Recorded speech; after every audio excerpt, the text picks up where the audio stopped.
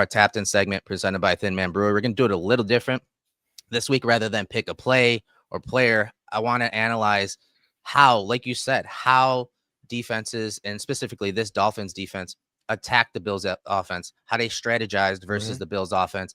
And you asked a great question to Spencer Brown in the locker room right after the game about the start of this game and how they were able to slow down the rushing offense. So listen in. Is the number one rushing team in the league. They slowed you down a little bit more than you guys are used to. Anything that they did differently or unexpected? They loaded the box well. They came out in base right off the first drive. I personally was not expecting that.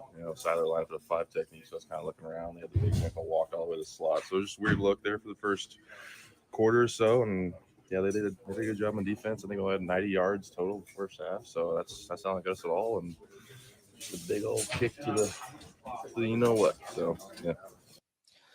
And it was surprising to see, Sal. So what he said was essentially the Dolphins came out in base defense. They had 3 linebackers on the very first play of the game, matching the Bills' 11 personnel. But honestly, they obviously weren't matching. They were saying, you know what?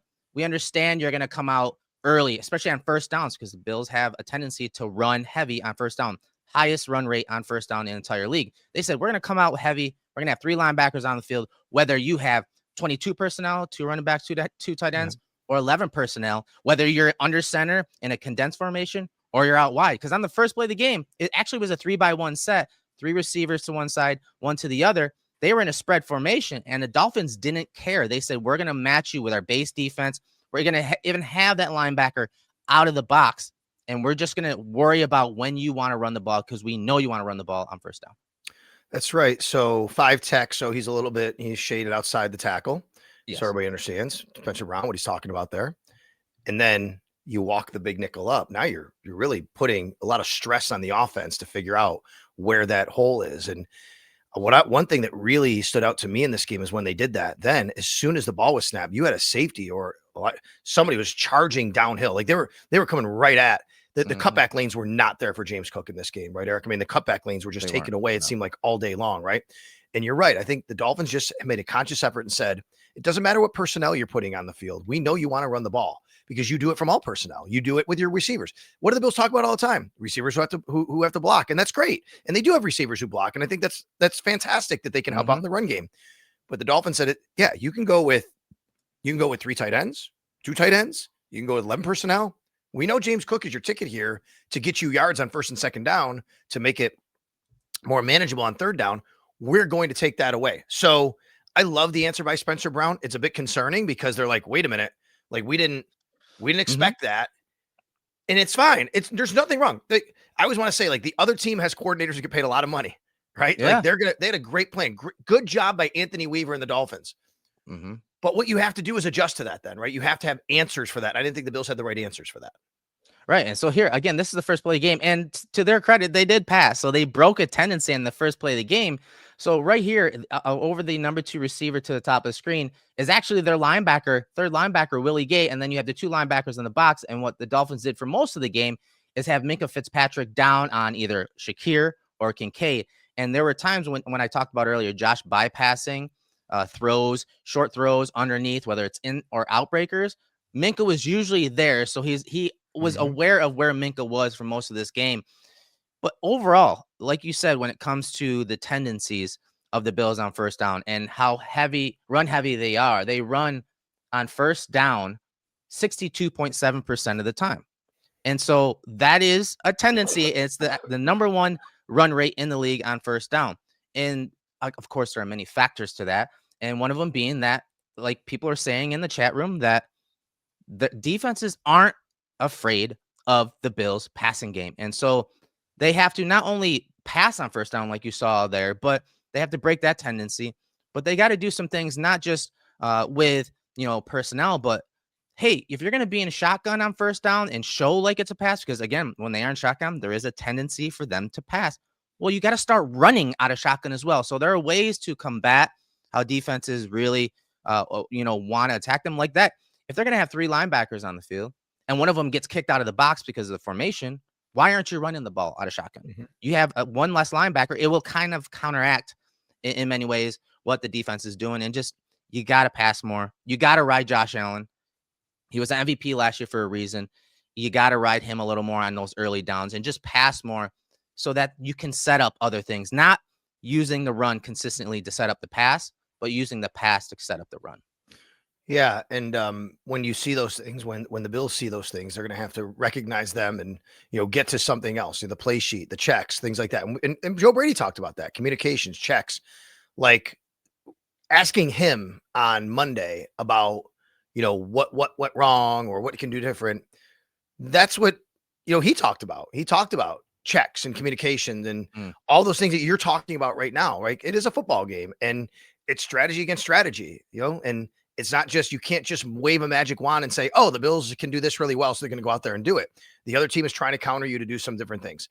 I love the point about you want to be under center and run play action and throw the ball. The Bills are very good at that, but also be in shotgun and run the ball. You can never give one thing or the other all the time, so people think know exactly what's happening here. We get people all the time who say the Bills offense is so predictable. Yeah, it can be predictable. Every offense can, because you have tendencies, right? But the Bills actually, and I'm not saying this is a good thing, they are the most run to pass ratio, run heavy team in the league when it comes to run pass ratio. So by the numbers, they're the least predictable team in the league, to be quite honest with you, right? Because you never know what's happening. But the point is, the point is here, though, that you have the league MVP in Josh Allen, and your passing game is struggling way to a point where it should never, with that guy under center.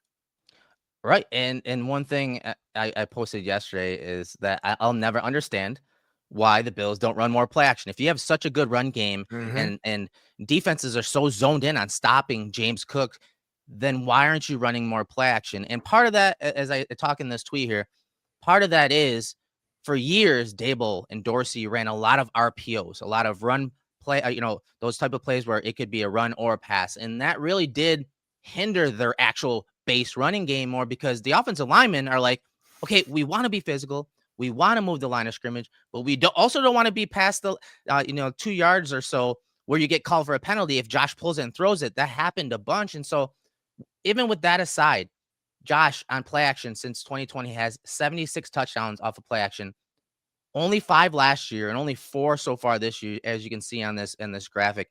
I don't understand why they don't run more play action, whether it's from gun, whether it's from under center, because I do think that with such a run game, and you don't have to have a good run game. Let's always put that disclaimer out there. You don't have to have a very good run game to be effective on play action. Correct. But we know Josh is very good off of play action with his fakes, with his sleight of hand. And I just don't understand why Brady doesn't run it more often for his quarterback. I agree with you. It's a great point. You don't need a great run game to be good in play action, but play action is a lot better when you have a really good run game, right? And the Bills do, and they have a really good run game. And I don't blame the Bills for leaning into their run game and James Cook. They've built this offensive line that way, and that's great. But that should be the best of both worlds now, right? The best of both worlds should be, hey, we can do that. And guess what?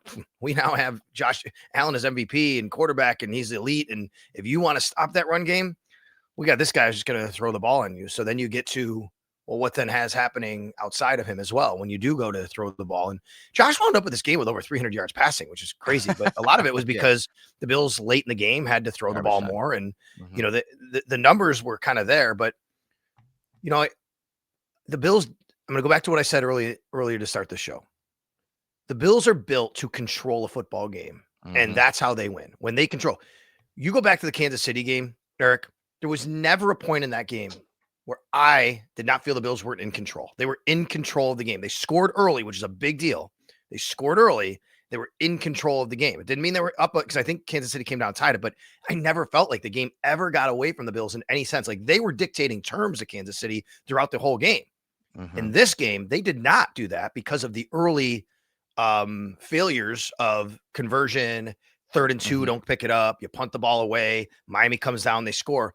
Now Miami's kind of dictating terms, and I don't think the Bills are built to be able to play like that, which is unfortunate, because you'd think that they should be able to with Josh Allen, but they're just not built to play a game where they're not in control like they should be. You're right. And McDermott said it in his presser, right? He said they were chasing. They were chasing. They got down a couple possessions, and they just couldn't get the offense on track. And then they're still trying to lean on the identity of their offense, and that has been James Cook whether you want to, debate that or not, but it has been James Cook. And so, as you said, the way the Dolphins were game planning, the way they were more complementary with their offense and defense, and how those early down runs were getting stopped and leaving the Bills in second and third and long plays, and then them not able to convert it really hurt their game script. Like you said, they weren't able to get on track into their game script and how they want to control games, like you said they did in prior games. And I totally agree with you. It's going to be interesting to see how they offset some of these tendencies going forward. And so there's some strong tendencies, as we showed you. And so it's up to Tom Brady. It's up to Joe Brady and this offense to get back on track and lean into, like you said, their quarterback. He's one of the best players on this planet. They need to start leaning on him. And Josh needs to elevate his game because he is part of the issue. He is a person that is struggling right now to recognize pressures and blitzes and different defensive fronts. And again, he's not taking some of those easy button plays underneath like he had done last year, which again negates a lot of those negative plays and minimizes those negative plays and keeps that offense on track. That's right. And there are things teams I think are doing to the Bills that, as we said about Miami, maybe it's coming out in different personnel, but I think there's blitzes, there's different kinds of looks and fronts and blitzes. Go back to the Atlanta game, that things are doing to the Bills that maybe they're trying. Look, the Bills are going to get everybody's best shot. We know that. Yes. And teams have been game planning against the Bills since the offseason. When they know that they have them in week 10 or week 11, Tampa's going to do that. Todd Bowles is going to come into Buffalo next week and say, we're going to do some things that they haven't seen yet, because that's how you try to beat an elite quarterback in the Buffalo Bills. And they're going to have to get used to that and have to find answers during the game. But execution matters. And, I go back to simple things like, again, first drive, 3rd and 2, you get 1 yard, pick up 2 yards. You should be able to pick up 2 yards.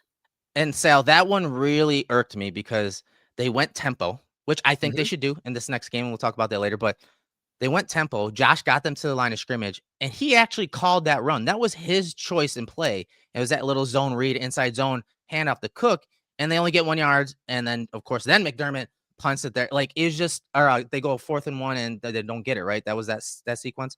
No, 4th and no, they punted. They punted on that one. Okay, yeah. Yep. It just, Josh, what are you doing? Like, I understand it worked against the Chiefs, but don't you think they saw that? You know what I mean? Like, don't call that play at the line of scrimmage.